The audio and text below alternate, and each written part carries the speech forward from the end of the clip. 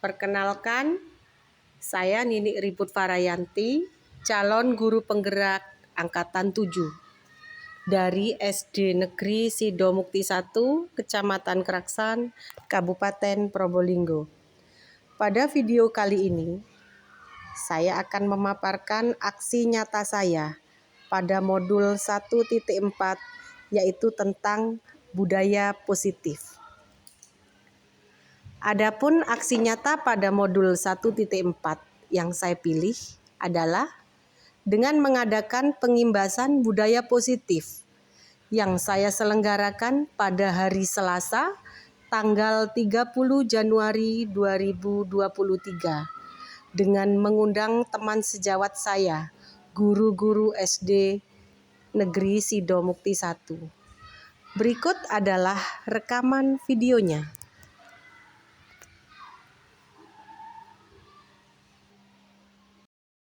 Terima kasih. Assalamualaikum warahmatullahi wabarakatuh. Waalaikumsalam warahmatullahi wabarakatuh. Yang terhormat Ibu Kepala Sekolah Negeri Sidomukti 1, yang saya hormati Bapak Ramba selaku teman CPP, dan yang saya hormati Bapak Ibu Dewan Guru SD Negeri Sidomukti 1. Bismillahirrahmanirrahim. Puji syukur kehadiran Allah Subhanahu wa Ta'ala, yang mana pada siang hari ini kita dapat berkumpul dalam keadaan sehat guna mengikuti pengimbasan aksi nyata saya modul 1.4 dengan tema budaya positif. Salawat serta salam selalu tercurahkan baginda Nabi besar Muhammad SAW yang telah membawa kita dari alam gelap ke alam yang terang benderang, yaitu agama Islam.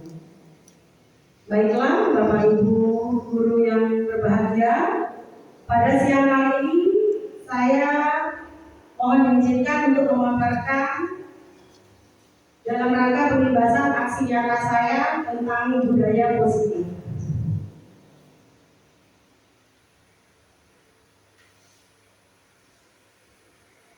Agenda pada siang hari ini yang pertama pembukaan, kedua kompetensi lulusan, capaian umum, capaian khusus, yang ketiga pemahaman dan inti, yang keempat eksplorasi konsep, yang terakhir refleksi. Nah, ini perubahan paradigma menurut kepala tangan kita. Jadi sama seperti tadi. Kepala tangan itu, ini ilustrasi, ada siswa A dan siswa B, ini adalah teman. Maka saya minta jenengan untuk menyobek sebuah kertas, yang mana kertas tersebut merupakan suatu hal yang sangat berharga, hal yang sangat Anda yakini tidak bisa dibuka oleh orang lain. Maka ada siswa A dan siswa B memaksa untuk membukanya. Siswa A memaksa membuka dengan ancaman, dengan menyuap atau membujuk, merayu dan lain sebagainya. Sedangkan siswa yang satu lagi memaksa membuka dengan ingin memberi imbalan sesuatu atau apapun itu, menyuap dan lain sebagainya. Maka apa yang terjadi Bapak? Apa Anda akan membukanya? Kalau sudah kita lihat 100 juta, apa kalau sudah dikarungi arit mau dibuka? Tidak tentu ya. Kapan kita membuka itu ada pada diri kita. Kapan kita saatnya membuka? Kita tidak bisa dipaksa. Suatu contoh,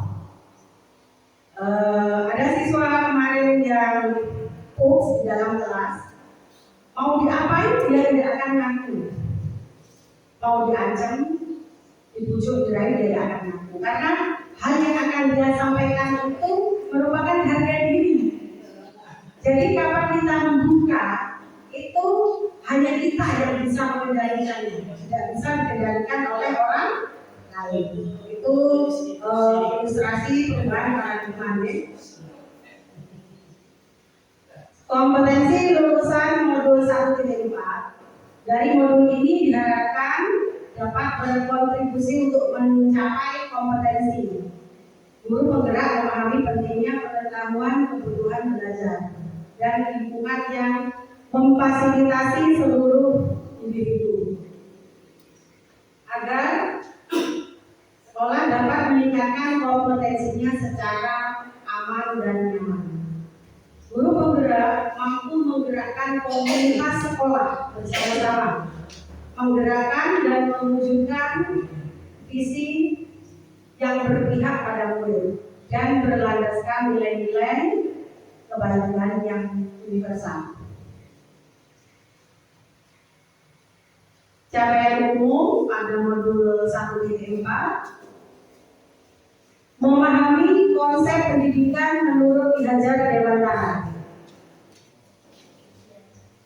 dengan konsep budaya dan lingkungan positif di sekolah yang berpihak pada murid, melakukan evaluasi dan refleksi tentang praktek disiplin dalam pendidikan Indonesia secara umum untuk mendapatkan pemahaman baru mengenai konsep disiplin positif untuk menciptakan murid dengan profil pelajaran Pancasila. Capaian khusus dapat mendemonstrasikan pemahaman CDP mengenai konsep budaya positif, keyakinan kelas, hukuman dan penghargaan, 5 kebutuhan dasar manusia, 5 posisi kontrol guru dan segitiga restitusi. Dapat menerapkan strategi disiplin positif yang memerdekakan murid, menciptakan ekosistem sekolah aman dan berpihak pada murid, menyusun langkah-langkah dan strategi aksi nyata yang efektif, dan mewujudkan kolaborasi dengan seluruh pemangku kepentingan sekolah agar dapat tercipta budaya positif dan mengembangkan pada murid. Nah, budaya positif di lingkungan kelas dan sekolah. Saya mau tanya, budaya positif itu apa? Yang jenengan tahu tentang budaya positif itu apa nih? Budaya itu pembiasaan. Ini yang saya tafsirkan nih. Budaya itu merupakan pembiasaan. Dan positif itu kebaikan. Jadi penafsiran saya budaya positif yaitu pembiasaan yang baik yang dapat dilakukan di kelas dan di sekolah. Mengapa di kelas dan di sekolah harus diterapkan budaya positif? Ini ada latar belakang dari budaya positif bahwa suasana positif sangat mendukung dalam menciptakan pembelajaran yang kondusif. Karena dengan suasana positif, murid dan guru akan menemukan suatu kondisi pembelajaran yang menyenangkan, sehingga proses pembelajaran dapat berjalan tanpa adanya suatu beban, tapi suatu kebutuhan. Jadi budaya positif itu nantinya menjadi suatu kebutuhan, bukan beban lagi bagi siswa. Budaya positif juga akan membantu menggerakkan moral positif bagi murid, sehingga karakter murid tidak hanya terbentuk dari akademik intelektualnya saja, tapi juga dari lingkungannya. Sehingga budaya positif adalah nilai-nilai keyakinan dan kebiasaan-kebiasaan di sekolah yang berpihak pada murid dapat berkembang menjadi pribadi yang kritis, penuh hormat dan tanggung jawab. Nah, kapan waktunya kita menerapkan budaya positif? Bagaimana caranya kita mengembangkan budaya positif? Nah, di sini kita bentuklah disiplin positif. Sebelum menjadi budaya positif, kita bentuk dulu disiplin positif. Disiplin positif merupakan suatu cara penerapan disiplin tanpa adanya kekerasan dan ancaman yang dalam praktiknya melibatkan komunikasi perilaku yang efektif antara guru dan murid. Dalam penerapan disiplin positif, murid diajarkan untuk memahami konsekuensi dari perilaku indisipliner mereka. Selain itu, disiplin positif dapat mengajarkan murid bertanggung jawab serta rasa hormat dan dapat berinteraksi dengan lingkungan. Disiplin positif merupakan salah satu cara penerapan mendisiplinkan murid yang bertujuan untuk menumbuhkan murid untuk melakukan sesuatu tanpa imbalan atau sogokan, ancaman maupun hukuman. Saya rasa di sekolah kita sering diadakan semacam aturan, ya. Misalnya hari Senin dan Selasa siswa harus memakai sepatu hitam, atau jam masuk sekolah jam 7. Di situ banyak siswa yang masih terlambat kenyataannya. Atau berpakaianlah yang lengkap saat seragam yang lengkap saat berangkat ke sekolah. Kenapa di situ masih banyak pelanggaran-pelanggaran? Karena menurut saya, kenapa masih terdapat pelanggaran? Karena aturan-aturan tersebut hanya dibuat oleh sepihak. Sepertinya hanya dibuat oleh Bapak Ibu guru yang tidak berpihak pada siswa. Maka siswa hanya berpakaian lengkap karena takut aturan, bukan karena kebutuhannya. Di situ contohnya. Disiplin positif kan melahirkan nilai-nilai kebajikan. Dengan adanya disiplin positif yang lahir dari siswa itu sendiri, seperti contoh tadi, jika aturan itu kita juga ikut membuatnya, bukan hanya karena guru saja yang membuatnya.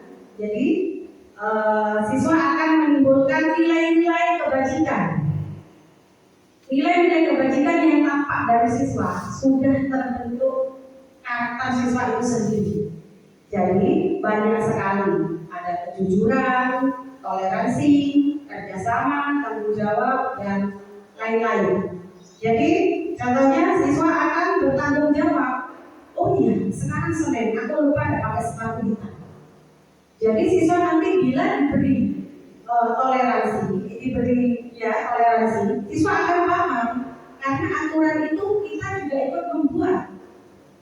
Seperti itu.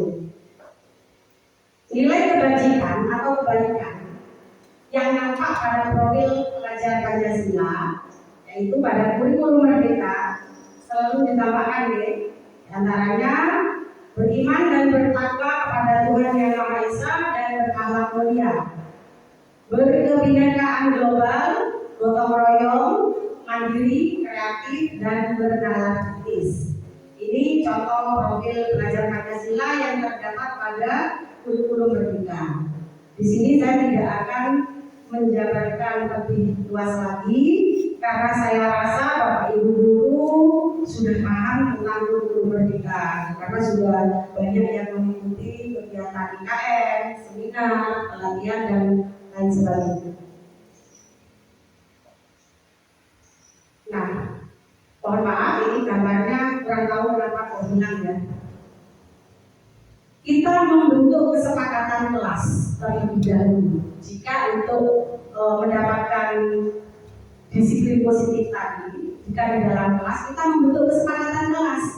Ini tadi gambarnya contoh kesepakatan kelas saya yang sudah saya buat di awal semester 2. Contohnya seperti itu. Siswa saya fasilitasi sticky note atau post-it. Yang biru itu siswa saya suruh nulis. Ayo anak-anak, kita sudah menginjak semester 2, kita membuat kesepakatan antara guru dan kami. Apa saja kesepakatannya, yuk.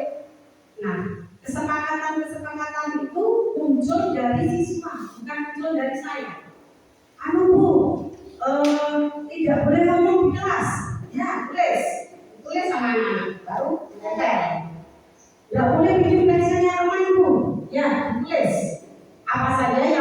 modul, saya suruh tulis. Atau tidak boleh terlambat Bu masuk kelas. Ya, tulis. Itu contoh kesepakatan kelas. Jadi yang namanya kesepakatan itu tidak dibuat oleh sepihak.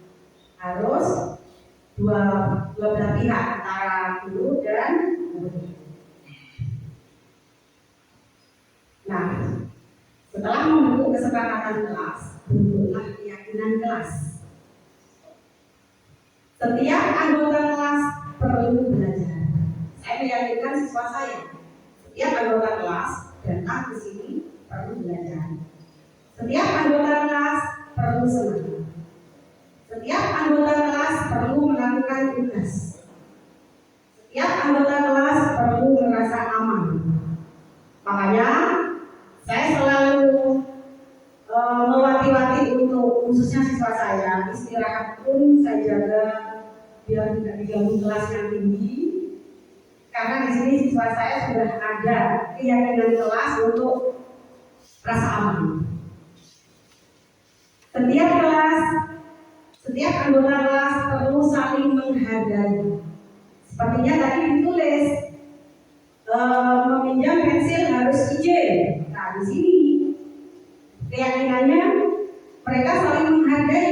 Jika ada teman yang pinjam, kita memberi, dan yang pinjam harus mengucapkan izin dulu.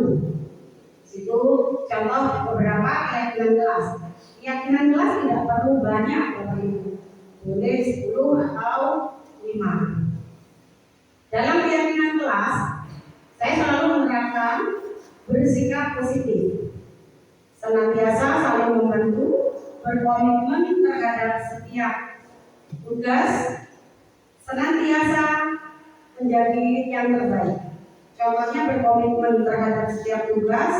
Kalau di kelas saya, jika saya memberi tugas atau PR, saya pasti menanyakan, keesokannya menanyakan PR-nya. Jadi anak-anak tidak, malu ya udah dinilai. Supaya anak-anak itu tidak punya pemikiran seperti itu. Jadi di sini saya membuat keyakinan komitmen terhadap setiap tugas. Ada 3 keyakinan kelas. Hormat.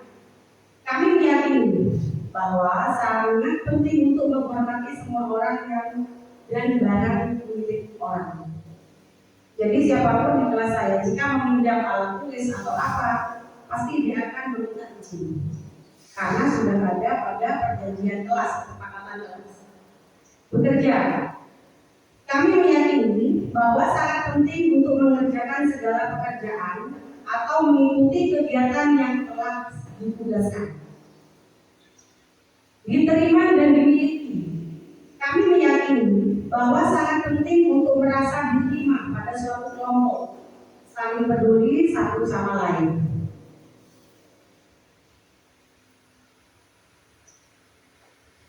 Nah, untuk yang poin diterima dan dimiliki itu berkaitan dengan ini 5 kebutuhan dasar manusia. Apa saja 5 dasar kebutuhan manusia? Mari kita ulas. Yang pertama, kebutuhan bertahan hidup. Saya rasa Bapak Ibu di kelas selalu, bukan hanya pernah, maka selalu mengalami. Bu, kapan istirahat? Bu, tidak istirahat. Anak-anak pasti seperti itu. Kenapa? Itu berkaitan dengan kebutuhan bertahan hidup. Dia butuh jajan, butuh makan, butuh minum. Makanya siswa akan berulang seperti itu. Ya nak, tunggu sebentar lagi, 5 menit lagi. Atau nunggu bel berbunyi. Begitu. Kebutuhan dasar manusia yang kedua yaitu rasa kasih sayang dan rasa diterima atau love and belonging. Siswa sangat membutuhkan rasa kasih sayang, khususnya kelas rendah gitu. Banyak siswa saya nempel ke saya. Ini ada apa? Kok sering nempel, ngalem. Ternyata saya telisik anak tersebut diamuk. Nah, itu termasuk dalam 5 kebutuhan dasar manusia. dia di rumah tidak mendapatkan kasih sayang seorang ibu. Mungkin melampiaskannya di sekolah karena gurunya ibu, seorang ibu. Di situ. Jadi kita misalnya ada siswa yang seperti itu, ini apa? Itu sana. Jangan Bapak Ibu. Kita cari tahu dulu kenapa dia melakukan seperti itu. Ya, jangan langsung jadi aku ini duduk, tidak boleh gitu. Jangan sampai jenengan bersikap seperti itu. Kebutuhan dasar manusia yang ketiga yaitu penguasaan atau power. Penguasaan ini contohnya siswa selalu membuat gaduh, kotean, pokoknya dia melampiaskannya dengan membuat heboh di dalam kelas. Ternyata itu termasuk kebutuhan dasar manusia, termasuk 5 dasar kebutuhan manusia. Bagaimana kita menyikapi? Yang keempat, kebebasan atau freedom. Ada siswa yang banyak yang membutuhkan kebebasan. Sudah nulis anak tersebut jemparet. Ini murid saya nih, jemparet dari kelas. Ternyata anak tersebut butuh kebebasan. Kamu nggak nulis tak Arsya kok lari-lari. Aku tidak lari Bu, aku sambil band. Aku tuh pintar joget Bu. Oh ya sudah, tapi Arsya sudah nulis. Sudah Bu, ya sudah, tidak apa-apa. Dia butuh kebebasan di situ. Yang kelima, kesenangan atau fun. Banyak siswa kalau di SD itu kadang kalau di kelas 1 dia murid saya yang cewek itu buka kerudungnya, dia main anak-anakan katanya. Tapi ya saya pantau rambutnya itu dibuka jilbabnya, disisir. Karena mereka tulisnya sudah, dia membutuhkan kesenangan di situ. Senyaman tidak mengganggu yang lain dan tugasnya sudah selesai, sudah saya biarin saja. Nah, itu ada 5 kebutuhan dasar manusia, kebutuhan dasar siswa-siswi kita yang mempengaruhi dalam membuat keyakinan kelas. Sebagai seorang guru, atas kegiatan indisipliner atau pelencengan dari keyakinan kelas tersebut, kita harus bisa menempatkan diri kita, memposisikan kita sebagai guru dalam mengendalikan kelakuan kegiatan indisipliner tersebut. Oke, dan dari 5 kebutuhan dasar itu, kita sebagai guru harus bisa memposisikan. Kita nggak serta-merta, kamu itu kok lari-lari aja, dasar kamu itu tidak boleh seperti itu. Tidak boleh ada ancaman. Dalam mengendalikan itu, kita sebagai guru menggunakan 5 posisi kontrol. Di situ ada 5 posisi kontrol. Ini 5 posisi kontrol. Yang satu model penghukum. Ini untuk kita, guru model penghukum. Misalnya pagi-pagi terlambat tidak bisa ikut upacara. Ayo sini kamu tidak ikut upacara. Kamu saya hukum lari 5 kali lapangan. Itu model-model guru penghukum. Kamu tidak memakai ikat pinggang. Ayo kamu ke kamar mandi. Tolong kamar mandi itu dibersihkan. Nah itu model penghukum. Apa yang terjadi pada diri anak? Dia akan sakit hati, akan membekas sampai kapanpun dia akan membekas. Suatu contoh, wali murid saya datang di sini, dulu saya mau ini gara-gara itu membekas. Jadi bahwa kita hindari posisi kontrol model penghukum. Yang kedua, posisi kontrol membuat rasa bersalah.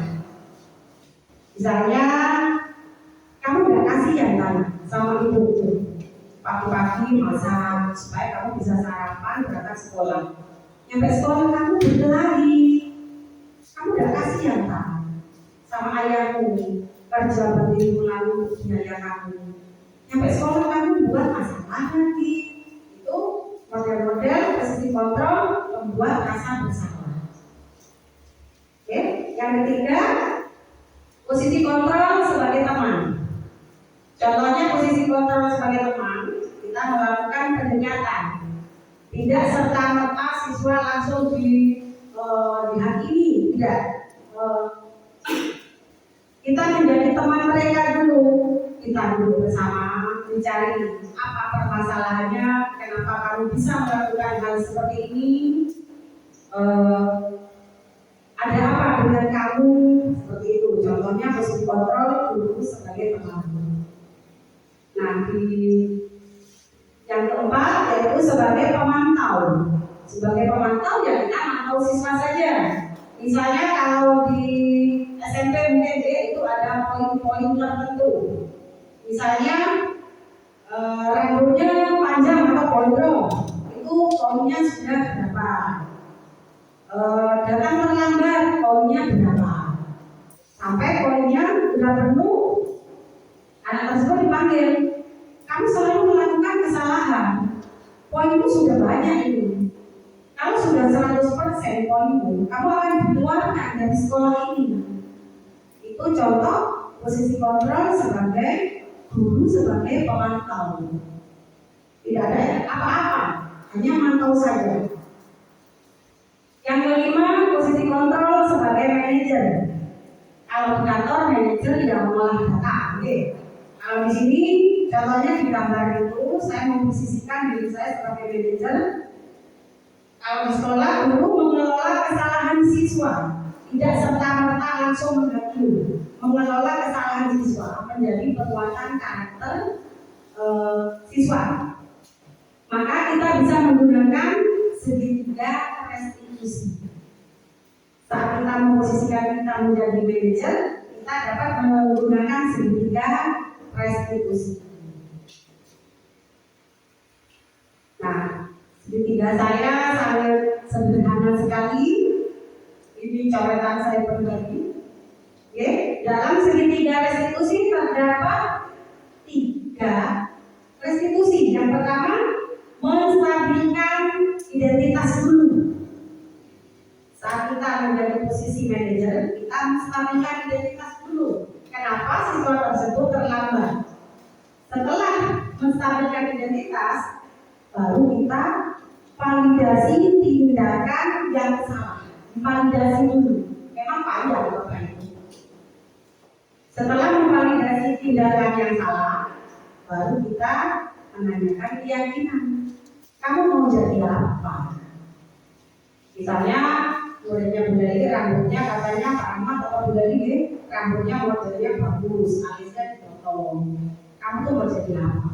Itu saat sudah menduduki segitiga restitusi yang ketiga. Ini yang pertama, menstabilkan identitas dulu. Anak-anak atau Septian atau siapa ini berbuat salah itu tidak apa-apa. Contohnya seperti itu. Tidak ada manusia yang sempurna itu tidak ada. Tapi kita tidak membenarkan semua apa yang mereka lakukan. Misalnya Septian rambutnya seperti itu, kita tidak membenarkan. Cuma kita stabilkan dulu permasalahannya. Bu Guru juga pernah dulu melakukan kesalahan seperti kamu, tapi Bu Guru bisa menyelesaikannya. Seperti itu. Bapak Ibu tidak tertarik mencari siapa yang salah. Bapak Ibu tidak tertarik mencari siapa yang melakukan kesalahan, siapa yang benar. Tapi Bapak Ibu ingin mencari solusi dari permasalahan ini. Kamu berhak kok merasa begitu. Itu contoh menstabilkan identitas. Biar stabil dulu. Nah, institusi yang kedua, validasi tindakan yang salah.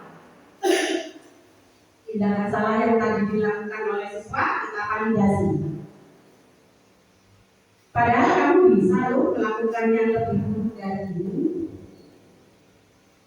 Kamu pasti punya alasan mengapa melakukan hal seperti itu, Septian. Rambutmu, alismu, mau itu kan.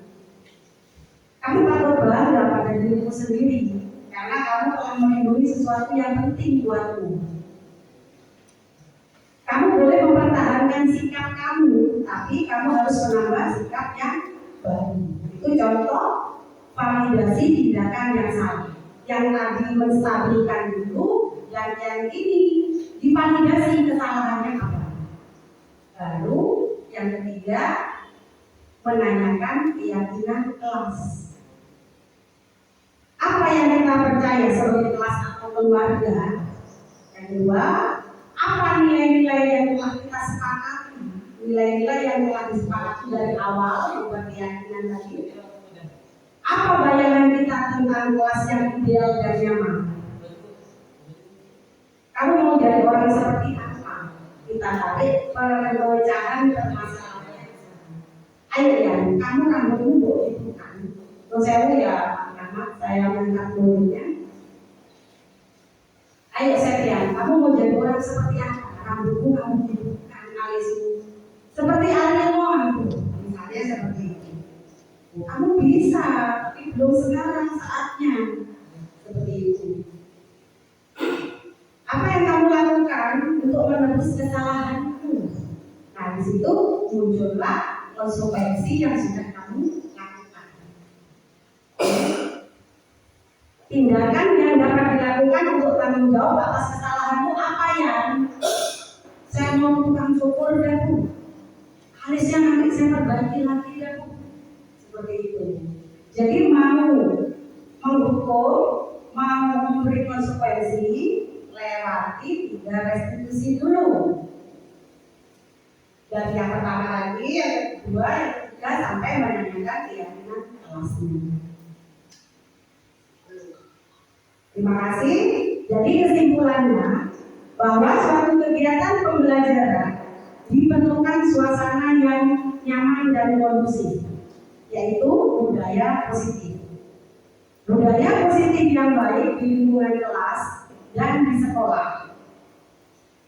Nah, membentuk budaya positif diperlukan disiplin positif yang tidak menggunakan kekerasan atau ancaman juga hukuman. Oleh karena itu diperlukan suatu keyakinan kelas yang dapat membentuk siswa dan karakter siswa dan lingkungannya sendiri. Terima kasih. Ini sebagian pemaparan dari saya. Barangkali ada yang bertanya, monggo.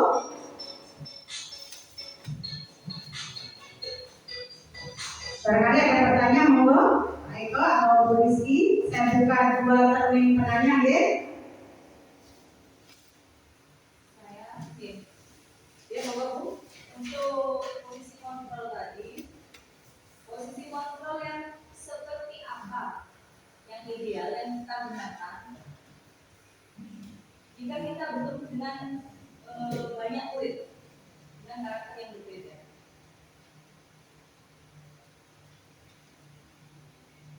Terima kasih. Bu Rizky menanyakan tentang posisi kontrol yang ideal untuk menangani siswa. Oke, saya jawab. Kita tidak bisa menggunakan 2 atau 3 posisi kontrol dalam sekaligus. Tidak bisa. Kebetulan materi ini sudah kita bahas bersama saat 2 kolaborasi bersama Bapak Fasilitator Bu Rizky. Jadi 5 posisi kontrol ini kita tidak bisa menggunakan beberapa posisi dalam sekaligus. Kita harus memposisikan permasalahannya apa dulu. Kita menjadi misalnya ya, kalau SD atau TK itu siswa biasanya sulit mau membuka apa yang jadi permasalahan. Beda dengan siswa SMP atau SMA atau perguruan tinggi, dia sudah lebih pintar ngomongnya. Nah, kalau TK kita bisa menggunakan pertanyaan pemantik. Contohnya kita bisa menjadi teman dulu supaya siswa tersebut lunak dulu. Kita memposisikan kita sebagai teman. Suatu contoh, ya, Mahmud, Cila kemarin, sini Cila. Cila kenapa? Kenapa Cila sampai pipis di kelas? Guru nggak marah. Ayo, kenapa? Disitulah dia bercerita. Katanya kalau keluar kelas suruh izin. Tapi Pak gurunya tidak ada, terus aku sama teman-teman tidak boleh. Akhirnya diisi lagi dalam kelas. Nah, sudah kita memposisikan kita sebagai teman, barulah kita menjadi manajer. Kita kelola di sana sebagai manajer. Stabilkan dulu cilanya. Cila yang tadinya nangis sampai meninggal, kita stabilkan dulu supaya tidak nangis. Kalau sudah stabil, cilanya sudah stabil, emosinya, rasa malunya, baru si cila kita validasi, tindakannya sampai. Kamu itu tidak boleh aktivis di dalam kelas. Kamu sudah ada kamar mandi. Misalnya tidak ada Pak Guru untuk izin, kamu boleh izin kepada ketua kelas. Itu tindakan kita memvalidasi tindakannya. Baru kita menanyakan keyakinanmu. Kamu maunya apa? Aku maunya ditungguin Pak Guru, misalnya seperti itu. Karena Cila sudah dicap di kelasnya sebagai anak yang ngompol mungkin ya. Nah, di situ posisi kita tidak bisa dua-duanya kita pakai. Posisi kontrol tadi tidak bisa, harus satu persatu. Oke, beda kalau yang sudah kelas tinggi, contohnya SMP, SMA. Barangkali ada yang bertanya lagi, monggo.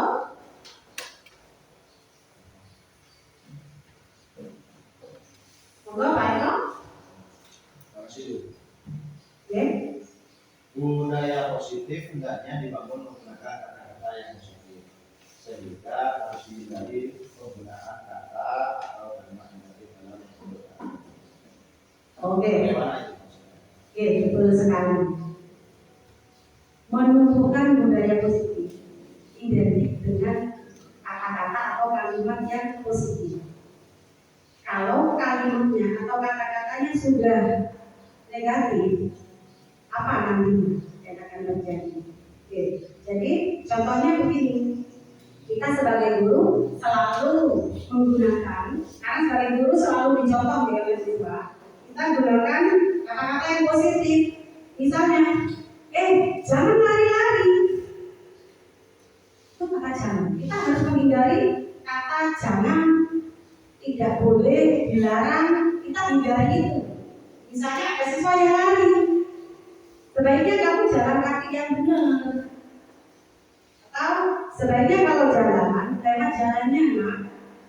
Oke, seperti itu. Kita bisa menghindari kata-kata jangan, dilarang, atau tidak boleh. Satu contoh lagi, yang dilarang itu misalnya dilarang merokok. Sudah kata-kata positif, ya, dilarang merokok. Anak itu bukannya ngikuti, malah penasaran. Ada apa ya? Kok merokok itu dilarang? Jiwa penasaran akan muncul. Kok merokok dilarang? Ada apa dengan rokok? Orang Pak Nadio sama Pak Nur merokok baik-baik saja. Seperti itu contohnya. Pak Nur sama Pak Nadio merokok dari zaman dulu sampai sekarang dia masih hidup. Kok saya dilarang? Kenapa? Nah, jadi kita sebagai pendidik hindari kata-kata jangan atau dilarang. Bisa jadi kita anak-anak kalau ada asap rokok kita hindari saja. Kita tidak tepat di sana ada yang merokok, karena rokok itu dapat merusak kesehatan jangka pendek atau jangka panjang. Seperti itu. Itu contoh menghindari kata-kata yang positif. Jika kata positif sudah muncul, sudah tertanam, maka muncullah, terciptalah budaya positif atau kebiasaan yang baik, kebiasaan yang baik. Satu contoh, pagi kita menyambut siswa dengan senyuman, menyambut siswa dengan salaman. Pagi Bu, ya pagi, salim, muridnya kita salim. Jangan pagi-pagi, ayo berhenti jangan main bola. Karena siswa kita pagi-pagi sudah seperti itu. Ayo berhenti jangan main bola. Kita bisa mengubahnya dengan kata enak, sebaiknya bolanya taruh dulu, ini masih abu. Seperti itu ya Pak Eko. Barangkali ada yang mau menanggapi dari pertanyaannya Pak Eko atau menambahi monggo tentang kalimat positif atau kata positif. Oke, kalimat atau kata positif. Monggo Pak Rahmat kalau mau menambahi. Oke. Terima kasih Bu. Apa yang akan dilakukan pada semester tersebut supaya budaya positif itu kita yang baik. Apa yang bisa dilakukan oleh siswa tersebut supaya budaya positif dengan baik? Kita kembali ke awal kalimat. Oke. Di awal sana, sebelum muncul budaya positif, kita membuat disiplin dulu. Kita bentuk disiplin siswa dulu. Kalau disiplinnya sudah bagus, sudah positif, pastilah terbentuklah budaya yang positif yang ada di Sidowati. Seperti itu. Budaya positif kan tadi artinya kebiasaan-kebiasaan yang baik yang ada di sekolah atau di dalam kelas. Bagaimana caranya membentuk disiplin positif? Ya, ini tadi. Nah, mempositifkan itu akan melahirkan nilai-nilai kebajikan. Kita bentuk karakter siswa di sini dengan apa? Profil pelajar Pancasila. Lalu kita kerucutkan membentuk kesepakatan. Jadi sebelum ada budaya positif, ada disiplin positif. Sebelum disiplin positif, kita membentuk kesepakatan kelas. Seperti itu Pak. Tidak serta-merta anak-anak kalau pagi saling sama bapak ibu dulu. Tidak. Itu anak akan mengerjakan sesuatu karena paksaan. Bagaimana caranya? Jika kita pagi, sebisa mungkin monggo kita baris di halaman, begitu kita menyambut siswa, kita menyalami siswa, kita sapa siswa dengan kalimat-kalimat yang baik, itu sudah suatu contoh. Maka siswa dari depan pagar sepedanya akan dikuntung. Kenapa sampai sekarang siswa masih masuk pagar, sepedanya masih nah, itu satu contoh. Oke. Enggak? Yang bertanya lagi? Ya, monggo Pak Yanto. Tapi ini mungkin istilahnya itu apa ya, masukan gitu ya, Ya, atau mungkin yang saya menyimpulkan dari budaya positif tadi itu, dalam budaya positif ini hendaknya kita itu selalu guru menggunakan kata-kata yang kalimat yang lebih positif dan hindari mungkin kata-kata yang membuat apa ya, yang negatif sehingga membentuk karakter siswa. Gimana seperti itu? Ya, terima kasih. Tadi juga ada pertanyaan seperti ini dari Pak Eko ya. Terbentuknya budaya positif selalu dan harus diikuti dengan kata-kata atau kalimat yang positif. Oke, hindari kata-kata jangan, dilarang, tidak boleh. Itu contoh kecil Bapak. Oke, contohnya misalnya muridnya Pak Yoko lari, hei jangan lari. Ada apa dengan lari? Sebaiknya Pak Yoko mengganti dengan kalimat sebaiknya tidak lari Mak. Sebaiknya kamu jalan yang benar aja.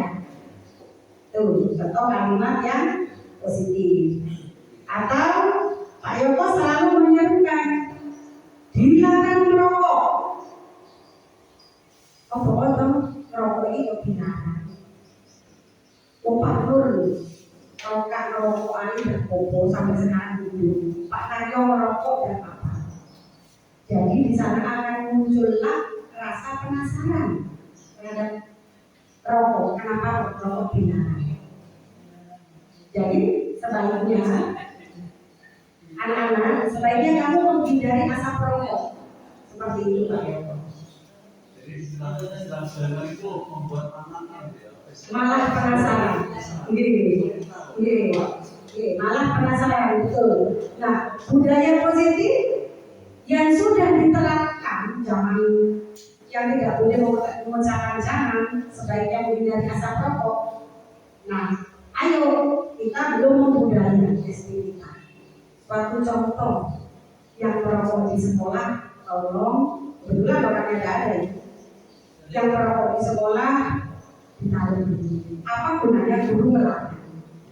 Tapi warga sekolahnya merokok. Seperti itu. Misalnya membuat kesepakatan kelas tidak boleh terlambat, tapi gurunya terlambat. Oke, murid dituntut untuk positif, gurunya sendiri tidak positif. Seperti itu. Ada lagi perjanjian kelas, kesepakatan kelas di saya, bonus 5 menit masuk kelas. Oh iya, jadi saya tidak akan terlambat 5 menit untuk masuk kelas, karena sudah menjadi kesepakatan. Jadi Pak Yoko kalau membuat kesepakatan dengan siswa, jangan sepihak. Seperti yang kita serukan tiap hari Senin, janji siswa. Itu siapa yang buat? Siswa kah? Guru kah? Siswa dan guru? Seperti itu. Oke. Jika yang membuat itu dua belah pihak, insya Allah akan tertanam terhadap anak. Ini kan aku singgahin, apa aku singlangnya? Akan muncul seperti itu. Oh ini cuma tulisan, ya biasanya seperti itu Pak Yoko ya. Monggo Bu Neni barangkali mau mengevaluasi.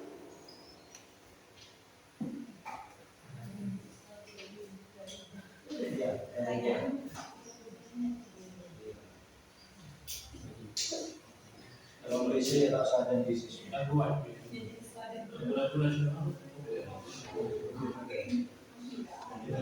Assalamualaikum warahmatullahi wabarakatuh. Terima kasih atas waktunya dan terima kasih pula kepada narasumber yang telah menyampaikan dengan detail apa manfaat dari budaya positif apabila kita terapkan di sekolah kita dan bagaimana cara-caranya agar siswa-siswi kita semua selalu berbudaya positif. Pada dasarnya Bapak Ibu sekalian, Bapak Ibu yang hebat, ya biasanya kata-kata itu digunakan untuk para guru penggerak, karena semua itu kita semua itu dianggap hebat. Mudah-mudahan selalu begitu. Pada dasarnya tuntutan pendidikan di negara kita itu adalah pendidikan yang maju pada semboyan Ki Hajar Dewantara, di mana semboyan itu sesuai sekali dengan tujuan dari pendidikan di Indonesia, yaitu membentuk karakter pelajar, profil pelajar Pancasila. Di mana di profil pelajar Pancasila itu banyak sekali hal-hal yang positif yang tentunya mendukung ke generasi kita agar tidak berbuat sesuatu yang merugikan negara seperti korupsi dan sebagainya. Nah, pembiasaan dari budaya positif ini sepertinya menuju ke situ, di mana peran guru itu sesuai dengan semboyan Ki Hajar Dewantara, ing madya manungkarsa, berarti di madya manungkarsa membangun kehendak. Bagaimana anak itu berkehendak positif tanpa adanya paksaan. Enarso sungkulodo, berarti guru di depan memberi contoh.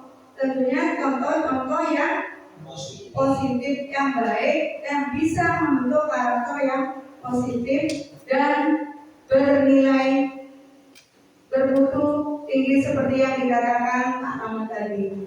Dan untuk Puri Handayani dan guru juga bisa mendorong siswa-siswanya untuk lebih semangat dalam mengikuti pelajaran. Dan di sini tadi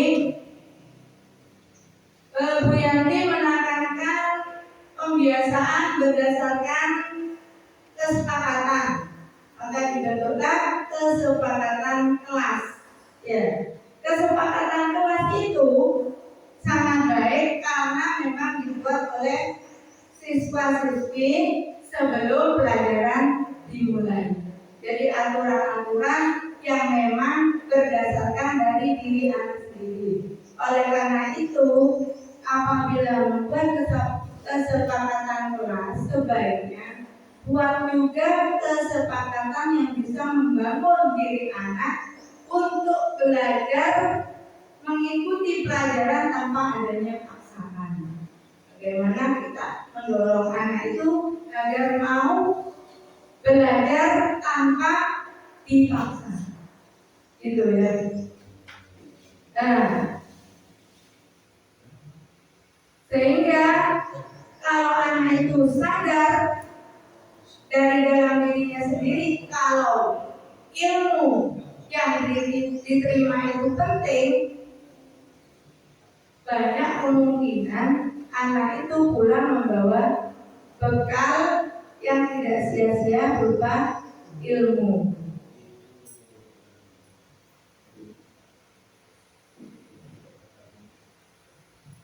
Nah, itu saja dari saya. Kemudian saya sangat bersyukur sekali di sini ada calon guru penggerak. Mudah-mudahan mereka semua lolos dan bisa membawa hal yang positif pada sekolah dan bisa ditiru dan juga yang lain bisa ikut PPG. Saya akhiri, assalamualaikum warahmatullahi wabarakatuh. Waalaikumsalam. Terima kasih atas masukannya Bu ini. Bapak Ibu yang saya hormati, inilah pemaparan dari saya tentang aksi nyata saya modul 1.4 dengan tema budaya positif. Saya banyak berterima kasih atas kerjasamanya, terima kasih atas kesediaannya, dan terima kasih atas semua dukungannya. Saya mohon ke depannya, karena ini masih ada pendaftaran CGP angkatan berikutnya, monggo tidak usah takut dengan CGP. Memang kalau dibayangkan berat Bapak Ibu. Memang kalau dibayangkan, ya. Jadi kalau dibayangkan saja nanti ya beratnya tidak akan selesai. Kalau kita jalani, alhamdulillah hal yang berat tidak akan terasa berat dengan kekompakan teman-teman semuanya. Ya, inilah pemaparan saya. Barangkali dari guru senior saya, suruh saya Bapak Yoko mau memberi tanggapan atau apa tentang pemaparan saya. Monggo. Monggo ke depan saja Pak.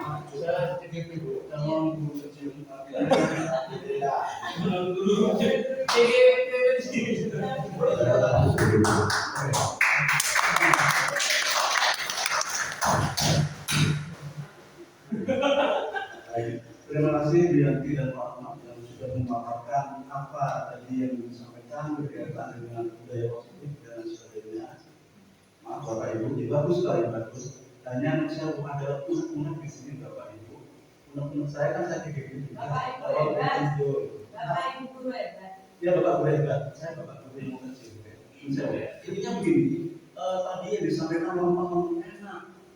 Sementara teman di ada dari siswa, artinya kita menemukan berbagai macam siswa karakter kan ya. Tadi cara menghadapinya itulah positif dan sebagainya. Apakah perlu misalnya Bapak Ketua, apakah perlu kita menggunakan shock therapy? Artinya anak sudah bandel luar biasa, kita tidak bisa menanganinya. Perlu tidak kita menggunakan shock therapy? Artinya di luar CGTP, di luar apa yang disampaikan tadi. Ya kan kita harus enak, anak yang santun, yang enak positif. Kita perlu tidak kita menggunakan yang kemarin ya, saya masuk dulu ya, lama ya. Jadi shock therapy perlu, bisa bentak, jadi yang dia balik. Jadi tanggapan saya untuk luar biasa kegiatan ini. Hanya menurut saya tadi mudah-mudahan kalau hari ini saya jawab monggo, kalau tidak yang kedua Ibu Nining selalu duduk juga sama dengan saya, lupa juga. Kemudian mungkin shock therapy perlu kan kok bisa begitu. Di masjid juga mengadakan itu salah air tempat dan sebagainya. Mungkin hampir sama dengan saya itu. Dan spontan itu, ya spontan itu. Yes.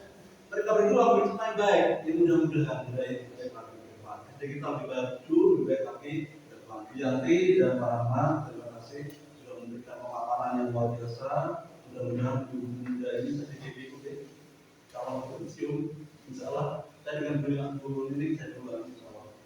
Oke, harapannya sih dulu. Ya, pensiunnya. Terima kasih atas perhatiannya. Pak, Pian, dan Mas Sudah.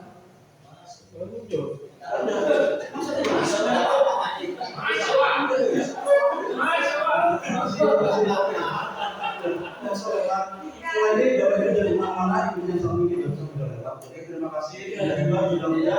Kita sebelum satu ke depan lebih maju lebih oke. Amin. Terima kasih masukannya Pak Yono. Sepertinya saya kembali ke depan lagi. Memberi shock terapi kepada siswa itu tidak serta merta langsung kasar. Tidak, Pak. Kita stabilkan dulu identitasnya. Apa dulu akar permasalahannya? Misalnya Farhan kemarin, suatu contoh. Farhan ini muridnya Pak Yoko. Kenapa Farhan itu tidak keluar dari kamar mandi? Nangis, nggak jawab. Kita stabilkan dulu. Kita diemin dulu nangis. Biarin saja nangis. Kalau sudah, tangisnya sudah, ayo kok ngomong. Nggak apa-apa. Berbuat salah itu biasa. Pak Yoko dulu juga seperti itu. Tapi kita tidak membenarkan ya. Nah, setelah distabilkan dulu permasalahannya, baru kita validasi tindakan yang salah itu yang mana. Karena itu cuma kurang pede saja untuk menjadi seorang pemimpin masyarakat. Itu kan permasalahannya. Lalu kalau sudah divalidasi, kita tanyakan keyakinannya. Kamu tuh maunya yang seperti apa? Kok sampai nangis sudah bisa? Aku maunya jadi anggota upacara saja Pak. Mau jadi pemimpin. Aku mau sepatuku karena sobek Pak. Seperti itu. Jadi kita validasi, gak merokok jedar-jedar, tidak Pak. Kayak Cila kemarin, mungkin karena Pak mungkin ada, Bu Neneng belum begitu paham karakternya Cila. Yang saya sudah 2 tahun pegang Cila, dipanggil sama Bu Neneng ke kantor supaya Bu Neneng memberi konsekuensi. Niatnya Bu Neneng seperti itu, bahwa apa yang dilakukan Cila tidak benar. Kalau sudah berbuat salah, harus melakukan konsekuensi. Mendidiknya Bu Neneng seperti itu. Tapi menurut juga restitusi ini, kita tidak boleh kita stabilkan dulu. Ada apa dengan Cila? Bisa jadi dia sakit. Dia sakit tidak bisa memperbisnya. Karena Cila punya keyakinan kalau keluar kelas izin Pak Guru. Pak Gurunya nggak ada, siapa yang salah di dalam kelas tersebut. Seperti itu Pak ya. Oke. Jadi tidak ngorok, ya tidak terjadi masalah. Kita minimalisir emosi, ancaman. Kita belajar menjadi guru yang berpihak kepada murid. Oke, terima kasih. Itu saja dari saya. Mohon maaf atas kekurangan dan kesalahannya. Assalamualaikum warahmatullahi wabarakatuh. warahmatullahi wabarakatuh. Ya boleh nih, bisa disimpulkan Bu ya. Jadi ini kedepannya sama dengan logonya Pegadaian menghadapi masalah. Karena sama. Menghadapi, Pak. Kalau Pegadaian yang mengatasi.